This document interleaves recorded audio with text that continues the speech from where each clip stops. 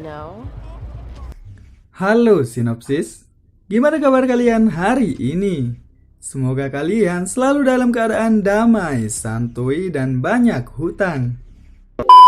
Di kesempatan kali ini saya akan menceritakan kisah dari seorang gadis yang jatuh cinta kepada pria yang baru saja dia temui. Yang dimana hal tersebut menggeret ia ke dunia malam, sampai-sampai ia menggunakan obat-obatan terlarang. Film ini dirilis pada tahun 2016 dan disutradarai oleh Elizabeth. Seperti biasa tanpa banyak bacot, kita langsung ke intronya.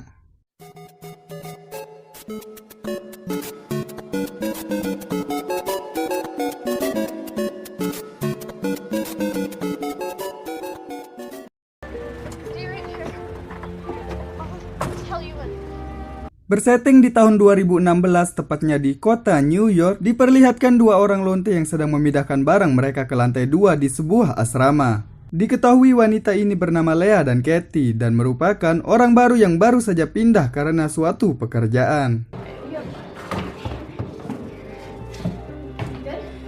Di malam hari terlihat keduanya mengundang beberapa teman untuk berkumpul dan melakukan pesta narkoboy, dan di sini mereka kekurangan udut atau ganja. Tidak sengaja Lea melihat dari jendela sekumpulan pria Latin yang sedang menghisap udut, dan di sini Lea memutuskan untuk menghampiri orang-orang tersebut untuk meminta menjual sedikit udut kepadanya. I just thought you guys might be able to hook me up. Dan diketahui salah satu dari orang itu bernama Blue dan merupakan bandar narkoboy. Meski begitu, dia menolak untuk memakai narkoboy. Di sini Blue menyuruh wanita itu untuk pulang sambil menyarankan jangan pernah meminta sesuatu pada orang asing dan menambahkan di sini untuk meminta wanita tersebut menghindari narkoba. Don't do drugs, alright? Setelah itu di kantor tempat Lea bekerja, kita diperkenalkan dengan seorang bos yang bernama Kelly. Dan di sini, Kelly meminta Lea untuk menilai lukisan yang ia beli dari seseorang bernama Rainbow. What I think? Yeah. Sembari melihat Lea menilai lukisannya, di sini Kelly terlihat menghisap sabu-sabu atau sarapan bubur yang dimana hal tersebut dilihat langsung oleh Lea. Di sini Kelly menanyakan apakah Lea ingin mencobanya, dan tanpa satu kata pun Lea tersenyum lalu menghisap sarapan bubur tersebut. Dan di sini, karena sudah merasakan efek dari obat itu, mereka pun melakukan adegan mantap-mantap. Baru mulai sudah main panas-panas aja. Belum sempat menikmati ejakulasi dini, di sini seorang wanita cantik yang tidak diketahui namanya ini datang untuk memberitahu bosnya bahwa dia memiliki jadwal rapat 15 menit lagi dan otomatis menghentikan adegan mantap-mantap tersebut. Di dalam perjalanan pulang, Katie yang masuk Ceria Mart untuk membeli beberapa botol minuman tidak sengaja bertemu dengan Blue di sini dan mereka pun mulai berkenalan. What's your name? Leah. Pada saat Lea ingin keluar dari toko itu, di sini Blue melontarkan kalimat gombal yang dimana kalimat tersebut membuat Lea penasaran dan langsung mengajak Blue bermain ke asramanya. Sesampainya di asrama, di sini Lea disambut hangat oleh Katie. Melihat Lea yang membawa pulang laki-laki ke asrama mereka, di sini Katie langsung menegur Lea karena mengajak orang tanpa izin ke asramanya. Tidak lama setelah itu terdengar suara dari teman-teman Blue yang berteriak di jalan melihat temannya berada di dalam sendirian. Di sini mereka memanjat masuk melalui jendela dan mereka pun melakukan pesta udut di sini. Nah, yo, we ain't got that epic shit. We got that killer. Setelah itu Lea meminta barang berupa sabu-sabu untuk dibelinya kepada mereka, yang dimana hal tersebut membuat Blue pergi dari tempat itu dan Lea di sini langsung menyusulnya. Always crying, yo.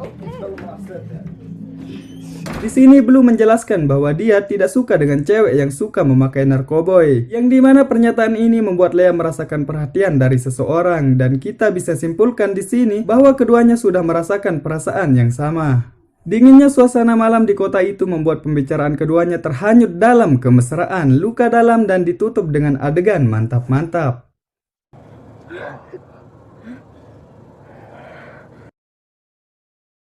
Keesokan harinya sepulang kerja, Lea menemui Blue yang baru saja selesai potong rambut. Dan di sini, Blue mengajak Lea ke rumahnya untuk diperkenalkan kepada neneknya. It's so nice to meet you.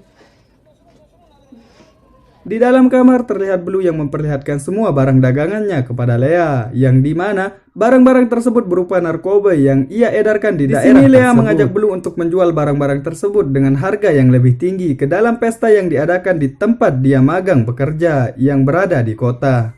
Dan benar saja, barang mereka laku keras di sana dan pulang dengan menyewa sebuah mobil yang lengkap dengan drivernya.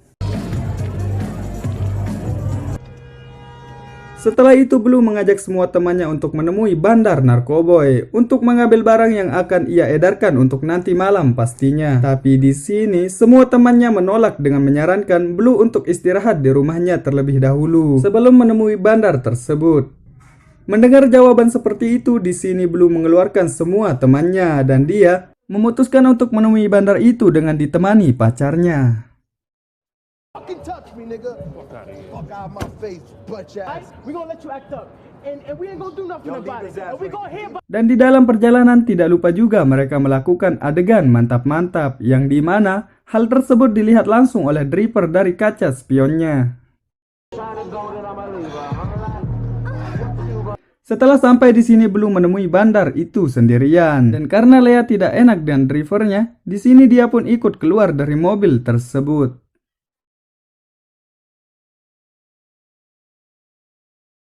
Dan di luar Lea yang masih merasakan efek dari sarapan bubur yang ia pakai semalam, di sini dihampiri oleh orang misterius yang dimana di sini Lea dengan polosnya meminta rokok ke pria asing tersebut.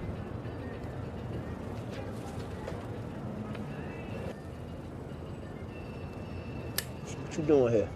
Setelah mengambil barang dari bandar tersebut, di sini Blue mengajak pacarnya sarapan di sebuah restoran dan di sini Blue meminta izin untuk menjual barangnya kepada seseorang di luar restoran tersebut.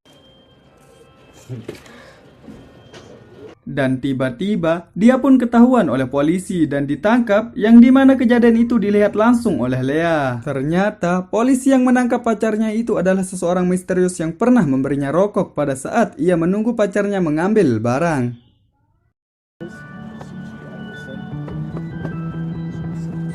Melihat kejadian itu, di sini Lea bergegas pulang dengan membawa sisa narkoba dan membersihkan bekas-bekas narkoba yang ia pakai di rumahnya. Setelah itu Lea menjenguk pacarnya yang pada masa tahanan dan di sini ia memberitahu bahwa narkoba yang Blue ambil kemarin ada padanya. Di sini Lea berjanji akan menjual semua barang tersebut dan uangnya nanti akan ia gunakan untuk menyewa seorang pengacara agar Blue bisa bebas dari tempat itu.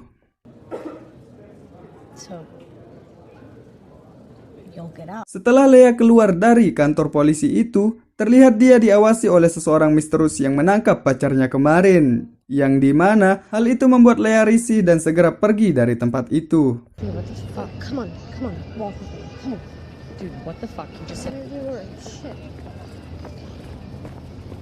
Dan di kantor Lea memaksa Kelly untuk membeli barangnya dan memberitahu bahwa pacarnya yang bernama Blue telah dijebak oleh seorang polisi dan di sini dia menjelaskan bahwa ia menjual barang itu hanya untuk mencari uang yang akan ia gunakan untuk menyewa seorang pengacara nantinya. I know how much he gets it for. About 2 for 3. Setelah itu Lea pergi ke diskotik untuk menjual sisa barangnya di sana dengan dibantu oleh kedua teman dari Blue yang tidak lain bernama Kilo dan Meter. Ketika melakukan transaksi di sini salah seorang dari teman Blue yang bernama Meter ditangkap oleh polisi yang menyamar di tempat itu. Yang dimana kejadian itu membuat Kilo marah karena mengira Lea menjebaknya di sini sambil memberikan sisa barang tersebut kepada Lea. Yo, I'm not fucking around with this bullshit no more, yo. Rose, okay, Yo, I fucking really come don't close to me, right? Take that. I'm sorry, I really didn't know. Keesokan harinya Lea menemui pengacara dan menjelaskan tentang kasus yang pacarnya alami. Kemudian dia pergi ke kantor polisi untuk memberitahu pacarnya bahwa ia sudah menyewa seorang pengacara untuk membebaskan Blue dari tempat itu. You have to eat. I mean, I eat the fruit. You know what I'm saying? Di malam hari Lea kembali ke diskotik untuk menjual sisa barangnya yang kemarin. Dan terlihat Lea merayakan barangnya yang laris terjual dengan melakukan aksi threesome di dalam toilet bersama Katie dan Kelly. Dan tiba-tiba Lea pun pingsan di tempat itu. Setelah tersadar di sini Lea mendapati dirinya yang sudah berada di rumah Kelly. Dan di sini dia menanyakan kemana semua uang hasil jualannya kemarin pada saat dia pingsan di dalam toilet. Dan di sini dengan santainya Kelly menjawab bahwa ia tidak pernah melihat ataupun menyentuh uangnya kemarin malam. Mendengar jawaban dari Kelly di sini membuat Lea menangis karena uang yang akan ia gunakan untuk menyewa seorang pengacara hilang pada saat ia pingsan. Di malam hari Lea menemui pengacara tersebut untuk memberitahu bahwa semua uangnya sudah habis dicuri dan dia berjanji akan melunasi sisanya dalam waktu dekat. Tapi di sini dengan santainya pengacara itu meminta Lea untuk melupakan uangnya dan dia akan melakukan pekerjaannya secara profesional. Dan tidak terduganya lagi di sini, pengacara itu menambahkan obat tidur ke dalam minuman Lea yang dimana hal tersebut membuat Lea langsung tepar ketika selesai makan malam. Melihat peluang seperti ini, pengacara itu langsung saja seperti biasa. Ngentoy lah. Setelah itu di rumah Lea menangis di dalam toilet karena dia hanya dipakai tapi tidak dibayar. Di sini Katie sebagai sahabat yang baik mencoba untuk menenangkan sahabatnya itu sambil membersihkan badannya dari bau keringat, bau badan anti bocor cam body fit. Di dalam kamar terlihat Lea yang masih galau karena memikirkan beban hidup yang dimana ia sudah melakukan banyak hal tapi gagal. Dan tiba-tiba Blue datang lalu memeluknya sambil menangis. Yang artinya pengacara yang menikmati jasanya kemarin mendapati janjinya kepada Lea dengan diperlihatkan Blue yang berhasil ia bebaskan.